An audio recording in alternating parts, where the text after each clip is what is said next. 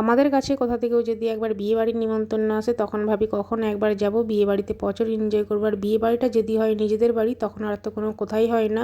তো good morning, Radhe Radhe বন্ধুরা, কেমন আছে সবাই? আশা করছি সবাই ভালো আছে আর আমিও ভালো আছি। তো সকাল সকাল ঘুম থেকে উঠে জামা কাপড়গুলো সব ভিজিয়ে রেখেছিলাম। তো লগ্ন থেকে আসার পর থেকে, লগ্ন আর দিল্লি ওখান থেকে আসার পর থেকে তো জামা কাপড় তো প্রচুর ছিল, সেগুলো সব ধুয়েছি। তো ভালো ভালো নতুন নতুন জামা, সেগুলো সব ধুয়ে নিচ্ছি। আর এখন এই যে পুরনো কয়েকটা জামা কাপড় ছিল বড়মশাইয়ের, সেই জামা কাপড়গুলো স্নান করার আগে ডুবিয়ে রেখেছিলাম, এখন কেচে ধুয়ে ছাদে এই যে মেলে দিলাম। আর আজকে সকাল সকাল স্নান করে নিয়েছি, কারণ বাড়িতে একটা অনুষ্ঠান আছে। আর আগের দিন দেখো এই যে কম্বলটা ধুয়েছিলাম, তো মোটা কম্বল, তো ঠান্ডা তো চলেই গেছে দেশে, একদমই ঠান্ডা নেই। তো ভাবলাম যে কম্বলটা ধুয়ে দিই, এখন বড়মশাই বাড়িতে আছে। আর এই বড় কম্বলগুলো না একা একা ধুতে প্রচুর অসুবিধা হয়, হেভি কষ্ট হয় কিন্তু। তো ভাবলাম যে দুজনে মিলে ধুলে কিন্তু হয়ে যাবে। কম্বলটাকে মিলে দিয়ে চলে এলাম নিচে। এটা আমাদের নিচে মাটির রান্নাঘর, এখানে আমার দুজা রান্না করে। আর এখানে আজকে রান্না হবে। ওদিকে বসিয়েছি ভাত, এদিকে মাংসটা ধুয়ে নিচ্ছি। আজকে আমার বড় জায়ের মেয়ের বড় ভাত, তো সেই জন্যে মাংস হবে আর অনেক কিছু রান্না বান্না হবে, সেগুলো সবই তোমাদেরকে দেখাবো। তো ওই সাইডেও একটা রান্নাঘর ছিল, সেখানে আমার যা রান্না করছিল। আর ভাতটা হয়ে গেছে, মাংসটা আমার যাই রান্না করবে, আমি তো মানে এত মাংস রান্না করতে পারবো না। তো সেই জন্যে সব জোগাড় করে নিয়েছি ওদিকে। আর এখন যে গ্যাসের মধ্যে পায়েসটা বানাচ্ছি। আজকে রান্নার অনেক কিছু আইটেম ছিল, সেগুলো দুটো উনানে রান্না হচ্ছে, তবুও দেখো অনেকটা দেরি হবে, তাই জন্য গ্যাসে আমি পায়েসটা বানিয়ে নিলাম। আর কি কি রান্না হয়েছে সবই তোমাদেরকে দেখাবো, কিন্তু তার আগে যে স্যালাডটা আমি কেটে নিচ্ছি। এবারে সবাই খাওয়া দাওয়া করবে, 12:30টার মতো বাজে। আমার স্যালাড কাটা কমপ্লিট হয়ে গেল, এখন চলে এলাম এই যে খাওয়া দাওয়ার কাছে। এখন এই যে ভাতের থালাটা সাজিয়ে নিচ্ছে। তো এটা আমার মেজো জায়ের মেয়ে, তো ও বললো যে দিদিকে আইবুড়ো ভাত দিয়ে যাচ্ছে, ওই থালাটা সাজাবে, সেই জন্য ভাতের থালাটা ওই সাজাচ্ছে। আর কত কিছু আজকে রান্না হয়েছে দেখো, 5 রকমের ভাজা হয়েছে, তারপরে শাকের চচ্চড়ি, ডাল, মাংস, চাটনি, পায়েস, মিষ্টি, পাঁপড়, মানে দই, সব রকম কিন্তু আছে এখানে। অনেক আজকে রান্না বান্না হয়েছে, সেই জন্যে অনেক দেরি হবে, ওই জন্য আমি গ্যাসে পায়েসটা করেছিলাম। আর একজনই কিন্তু মাংস খায় না, তার জন্য মাছটা হয়েছে, মাছটা আইবুড়ো ভাতে দেওয়া হবে, সাজানো হবে, তো সেই জন্যেও রান্না হয়েছে। 3-4 পিসের মতো মাছ রান্না হয়েছে। তো যাই হোক, এখন ভাতের থালা সাজানো কমপ্লিট, মানে চলছে, এখনও সাজানো হচ্ছে। তারপরে সাজিয়ে গুজিয়ে সব কিছু নিয়ে আসা হয়েছে। এই যে দেখো আমার জায়ের মেয়ে, এরই কিন্তু বিয়ে, এখনও দেরি আছে, 1.5 মাস পরে বিয়েটা হবে, কিন্তু এখন আইবুড়ো ভাত দিয়ে যাচ্ছে এত তাড়াতাড়ি, কারণ আমার ননদ আজকে আইবুড়ো ভাত দিচ্ছে। আমার নন্দাই বাইরে থাকে, সে বাইরে চলে যাবে, তো সেই জন্য আইবুড়ো ভাতটা এখন দিয়ে দেওয়া হচ্ছে। ওই যে আমার নন্দাই দাঁড়িয়েছিল। আর বিয়েটা এখনও দেরি আছে, অনেকটাই দেরি, বৈশাখ মাসের দিকে হচ্ছে।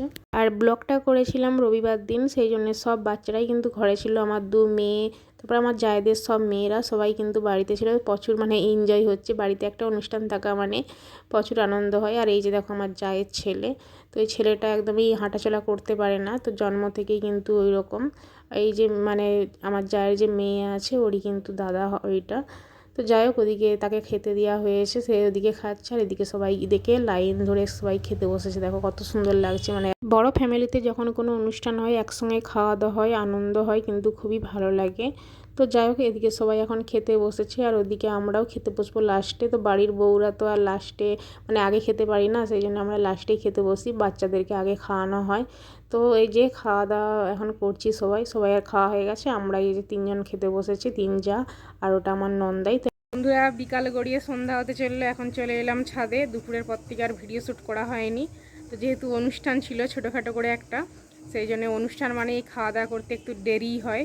আর 2:30টা বাজে, তখন খেয়েছিলাম, তারপরে ভিডিও এডিটিং ছিল, তো এইসব ছিল, সেই জন্য আর করা হয়নি। তারপরে ঘর ঝাঁট দিলাম, বাসন ধুলাম, তো এইসব করতে করতে সন্ধ্যা হতে চললো। এখন জামা কাপড় তুলতে চলে এলাম ছাদে। তো জামা কাপড় তোলা হয়নি এখনও, তো শুকনো হয়েছে কিনা জানি না, আজকে রোদটা একটু কমই ছিল। তো চলো জামা কাপড়গুলো এখন তুলে নিই।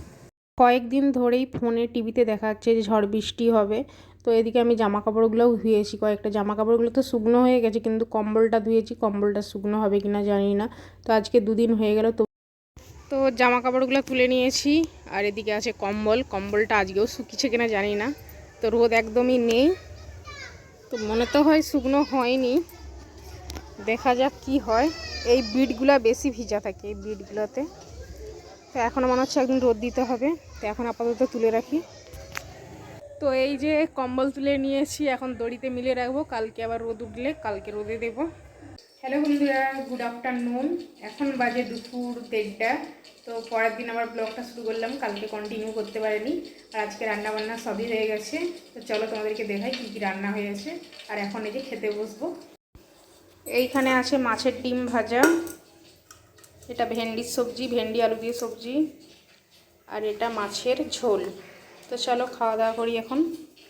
আগের দিন ব্লগটা শুরু করেছিলাম কিন্তু সময়ের অভাবে আর কন্টিনিউ করতে পারিনি, আর ব্লগটা শেষই হয়নি, সেটা আমি ভুলেই গিয়েছিলাম। এখন এই যে মনে পড়লো দুপুরবেলা, এখন এই যে শুরু করেছি। আর আজকে রান্না বান্না এগুলো হয়েছে, তো খাওয়া দাওয়া করলাম। আর এখন খাওয়া দাওয়া করে বিকেলবেলায় ফল কেটে নিয়েছি। তো এদিকে মেয়ে চলে আসলো স্কুল থেকে, অনেক দিন তো স্কুল ছুটি করেছে, আর এখন এই যে স্কুলে যাচ্ছে, তো 2 দিন হয়ে গেল। ছোট মেয়ের ওদিকে বড় মেয়ের আগে কিন্তু স্কুল ছুটি হয়ে যায়, ও আবার টিউশনে গেছে, যেহেতু অনেকটা পিছিয়ে গেছে সেই জন্য ওকে দুবেলা টিউশন দেওয়া আছে, ও টিউশনে গেছে। তো যাই হোক, ওদিকে ফল কেটেছিলাম, ফলগুলো 3 জনে খেলাম। আর এদিকে আমি একটু আঙুর খেলাম।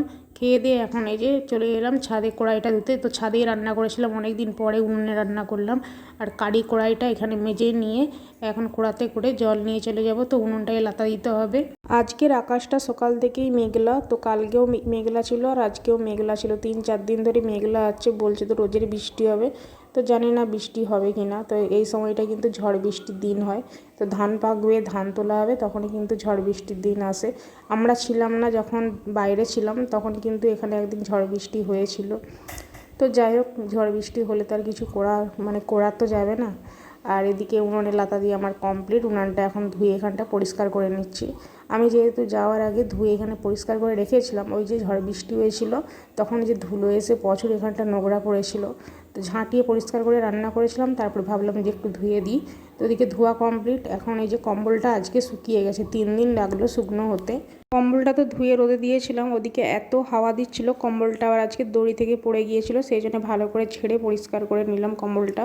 আর এখন এই যে কম্বলটা তুলে দেবো, প্যাকিং করে দেবো, আবার পরের বছর লাগবে, এখন তো আর লাগবে না। তো যাই হোক, আজকের মতো ব্লগটা এই পর্যন্তই। দেখা হচ্ছে পরের আবার একটা ব্লগ।